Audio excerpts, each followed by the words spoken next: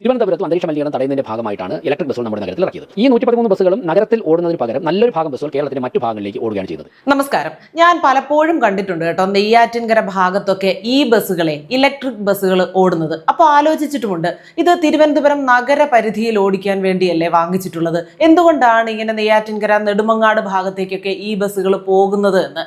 അപ്പോൾ കഴിഞ്ഞ ദിവസം വാർത്ത കണ്ടപ്പോൾ ഏകദേശം ആ കാര്യത്തിലും ഒരു തീരുമാനമായിട്ടുണ്ട്. ആകെ 163 ബസ്സുണ്ട്. അതിൽ 113 കോർപ്പറേഷൻ ഫണ്ട് ഉപയോഗിച്ച് വാങ്ങിച്ചതും ബാക്കി കിഫ്ബി ഫണ്ട് ഉപയോഗിച്ച് വാങ്ങിച്ചതുമാണ്. അപ്പോൾ ഇത് വാങ്ങിക്കുമ്പോഴുള്ള വ്യവസ്ഥ എന്താണ്? കോർപ്പറേഷൻ പരിധിയിൽ, തിരുവനന്തപുരം നഗര പരിധിയിൽ തന്നെ ഇത് ഓട്ടം നടത്തണം. കാരണം തിരുവനന്തപുരം നഗരത്തെ സംബന്ധിച്ച് ഒരുപാട് ഇട റോഡുകളുണ്ട്. എല്ലാ ഇട റോഡുകൾക്കും നല്ല വീതിയില്ല, എന്നാൽ ജനസാന്ദ്രത കൂടുതലുണ്ട്. ജനങ്ങൾ ഒരുപാട് പേർ നിരന്തരം അങ്ങോട്ടും ഇങ്ങോട്ടുമൊക്കെ യാത്ര ചെയ്യാൻ വേണ്ടി KSRTC ബസ്സുകളെ അധികമായിട്ട് ആശ്രയിക്കുന്നുമുണ്ട്. അപ്പോൾ ഇത്രയും ഇട റോഡുകളിലൂടെയൊക്കെ വളരെ സ്മൂത്തായിട്ട് പോകാൻ കഴിയുന്ന തരത്തിലുള്ള ബസ്സുകളാണ് ഈ ഇലക്ട്രിക് ബസ്സുകൾ. അതിനുവേണ്ടിയാണ് അത് വാങ്ങിച്ചിട്ടുള്ളതും. പക്ഷെ വ്യവസ്ഥകളും നിയമവും ഒന്നും ബാധകമല്ലാത്ത നാട്ടിലാണല്ലോ ഇവിടെ നമ്മൾ ജീവിക്കുന്നത്. അതുകൊണ്ട് ഏതെങ്കിലും ഒരു രാഷ്ട്രീയ നേതാവിന്റെ സൗകര്യാർത്ഥം ഇന്ന റൂട്ടിലേക്ക് ഒരു വണ്ടി പോരട്ടെ എന്ന് പറയുമ്പോൾ ആ റൂട്ടിലോട്ട് പോകും. ആര് ചോദിക്കാൻ? ഇതൊക്കെ ആരറിയുന്നു?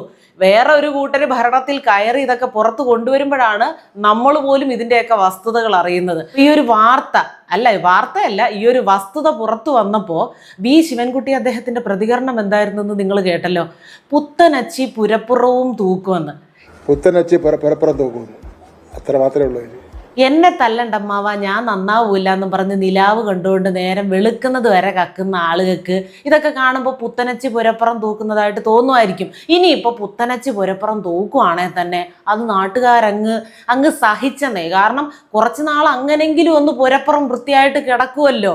കാരണം ചിലർക്ക് വൃത്തികേട് എന്താണെന്നേ അറിഞ്ഞുകൂടാ. വൃത്തികേടിനകത്ത് ജീവിച്ച് വൃത്തികേടാക്കിക്കൊണ്ടേയിരുന്ന് ഇതാണ് വൃത്തി എന്ന് തെറ്റിദ്ധരിക്കുന്ന ആളുകളല്ലേ ഇപ്പോൾ ഉള്ളത്. അതിനെ അപേക്ഷിച്ച് ഇത് കുറച്ചുകൂടെ ബെറ്റർ ആണല്ലോ. കുറച്ച് നാളേതായാലും പുത്തനച്ചി പുരപ്പുറം തൂക്കട്ടെ, കുറച്ച് നാൾ അത് പുരപ്പുറം വൃത്തിയായിട്ട് കിടക്കുന്ന ജനങ്ങളൊന്ന് കണ്ടോട്ടെണ്ണ. അതിന് ഞങ്ങൾക്ക് ആർക്കും ഒരു ബുദ്ധിമുട്ടും ഇല്ല. ഇതിനെക്കുറിച്ച് വണ്ടി മന്ത്രി ഗണേഷ് കുമാരൻ ഒരു അക്ഷരം ഇതുവരെ മിണ്ടിയിട്ടില്ല.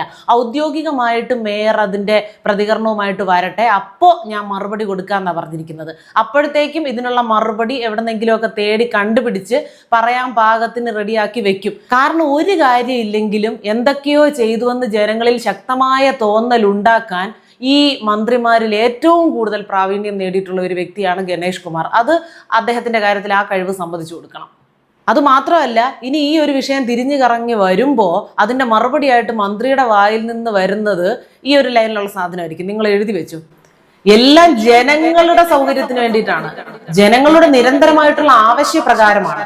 നമ്മളിപ്പോ നിയമത്തെക്കാളും ചട്ടങ്ങളെക്കാളും കൂടുതൽ പ്രാധാന്യം കൊടുക്കേണ്ടത് സാധാരണക്കാരായിട്ടുള്ള ജനങ്ങളുടെ സൗകര്യത്തിനല്ലേ, അവരുടെ സേവനത്തിന് വേണ്ടിയല്ലേ നമ്മൾ ഇരിക്കുന്നത്. അപ്പൊ നമുക്ക് എങ്ങനെ നിർബന്ധം പിടിക്കാൻ പറ്റും? അല്ലെങ്കിൽ തന്നെ അത്യാവശ്യമാണെങ്കിൽ ഇത് നഗരപരിധിക്ക് പുറത്തേക്കും സർവീസ് നടത്തുന്നതിൽ കുഴപ്പമില്ല എന്നുള്ള വ്യവസ്ഥകളും അന്ന് ഉൾപ്പെടുത്തിയിരുന്നു.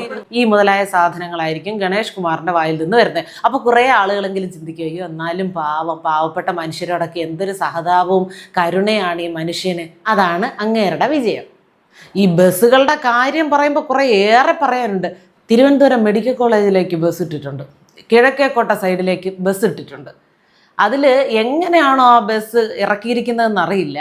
ഈ മെഡിക്കൽ കോളേജിലേക്കൊക്കെ പോകുന്നതും കൂടുതലായിട്ടും രോഗികളാണ്. അതും സാധാരണക്കാരായിട്ടുള്ള പാവപ്പെട്ട മനുഷ്യരൊക്കെയാണ് KSRTC ബസ്സിൽ തന്നെയാണ് പോകുന്നത്. അവർക്കൊന്നും ടാക്സി പിടിച്ചോ ഓട്ടോ പിടിച്ചോ ഒന്നും പോകാനുള്ള കഴിവില്ല. ഒരുമാതിരി അമിതാഭ് ബച്ചൻ്റെ ഹൈറ്റ് ഇല്ലാത്ത ആളാണെങ്കിൽ ആ മേളിൽ കമ്പിയിൽ പിടിച്ച് നിൽക്കാൻ പറ്റില്ല. എങ്ങും ഫുട്ബോൾ കളിക്കുന്ന ഒരു ഗ്രൗണ്ട് പോലും ഇങ്ങനെ കിടക്കുകയാണ്.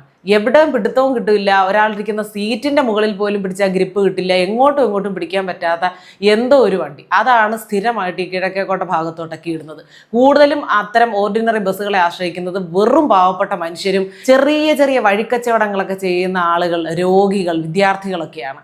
അപ്പോൾ ആ ഒരു കാര്യം കൂടി ഒന്ന് പരിഗണിച്ചാൽ വളരെ നന്നായിരിക്കും എന്ന് പറയാനുണ്ട്. അതിൽ പല രാഷ്ട്രീയ നേതാക്കന്മാരൊക്കെ ആവശ്യപ്പെടുന്നതനുസരിച്ച് കേരളത്തിൻ്റെ മറ്റു പല ഭാഗത്തും വിട്ടിട്ടുണ്ട്. ഇതിപ്പോൾ ഒരു ബസ്സിന്റെ കാര്യം പുറത്തു വന്നിട്ടുള്ളൂ. ഇങ്ങനെ ഇവരുടെ റെക്കമെൻഡേഷൻ പ്രകാരം, ഇവരുടെയൊക്കെ ഇഷ്ടങ്ങൾക്കനുസരിച്ച്, ഇവരുടെയൊക്കെ ഇഷ്ടക്കാർക്ക് വേണ്ടി എന്തൊക്കെ ഇളവുകൾ ഇവർ നിയമങ്ങളിൽ ചിലർക്ക് വേണ്ടി മാത്രം ഇവർ കൊണ്ടുവന്നിട്ടുണ്ടായിരിക്കും. എത്രയൊക്കെ പിൻവാതിൽ നിയമനങ്ങൾ ഇവിടെ നടന്നിട്ടുണ്ടായിരിക്കും. പിൻവാതിലിലൂടെ എന്തൊക്കെ തോന്നിയാസങ്ങൾ ഇവർ ചെയ്തിട്ടുണ്ടായിരിക്കും എന്ന് വേറൊരു പാർട്ടി അധികാരത്തിൽ വരുമ്പോഴേ അറിയുള്ളൂ. അതുകൊണ്ടാണ് ഒരു ഭരണമാറ്റം ഉണ്ടാകുമ്പോൾ മറ്റൊരു രാഷ്ട്രീയ പാർട്ടി കയറുന്നതാണ് കൂടുതൽ ജനങ്ങൾക്ക് നല്ലത്. കുറേ കാര്യങ്ങളെങ്കിലും അവർ പുറത്തു കൊണ്ടുവരും എന്നുള്ള ഒരു ആശ്വാസമുണ്ട്. പഴഞ്ചൊല്ലുണ്ട്, പുത്തനച്ചി പുറപ്പുറം തൂക്കുന്നു, അത്ര മാത്രമേ ഉള്ളൂ. ഈ പ്രതിപക്ഷ പാർട്ടികൾ ഇവർക്കെതിരെ കൊണ്ടുവരുന്ന എന്തെങ്കിലും ഒരു കാര്യം ഇവർ സമ്മതിച്ചു കൊടുത്തിട്ടുണ്ടോ? ഒന്നുമില്ലെങ്കിൽ മാറി നിന്ന് പുച്ഛിക്കും, അല്ലെങ്കിൽ പറയും രാഷ്ട്രീയ വിരോധം കൊണ്ട് മനഃപൂർവ്വം കെട്ടിച്ചമച്ചതാണെന്ന്. പക്ഷേ ഇത്തരം ക്യാപ്സ്യൂളുകളൊന്നും ഇനി വിലപ്പോകില്ല. ആ വിലപ്പോകുന്ന കാലമൊക്കെ കഴിഞ്ഞു എന്ന് തദ്ദേശ തിരഞ്ഞെടുപ്പ് ഫലം വന്നതോടുകൂടിയെങ്കിലും കുറച്ച് പേർക്കെങ്കിലും വെളിവുണ്ടായി എന്നാണ് ജനങ്ങൾ കരുതുന്നത്. ഇനിയും വെളിവായിട്ടില്ലെങ്കിൽ ഇത്തരം വില കുറഞ്ഞ നിലവാരമില്ലാത്ത എക്സ്പയർഡായ ക്യാപ്സ്യൂളുകളുമായി തന്നെ നിങ്ങൾ മുന്നോട്ട് പോവുക. അങ്ങനെ മുന്നോട്ട് പോയാലേ പൂർണ്ണമായിട്ടും ഒരവസാനം ഇതിനുണ്ടാകുകയുള്ളൂ. അപ്പൊ ശിവൻകുട്ടിയണ്ണ, ഈ പുത്തനച്ചിയെ കാര്യമായിട്ട് പുരപ്പുറം തൂക്കുന്നുണ്ട്. ആ തൂത്ത് താഴേക്കിരുന്ന വൃത്തികേടുകളെല്ലാം കൂടി ഉൾക്കൊള്ളാനുള്ള സ്ഥലം കേരളത്തിലുണ്ടോ? പ്രത്യേകിച്ച് തിരുവനന്തപുരം കോർപ്പറേഷൻ പരിധിയിൽ അതിനുള്ള സൗകര്യമുണ്ടോ എന്നുകൂടി ചിന്തിച്ചേക്കണേ.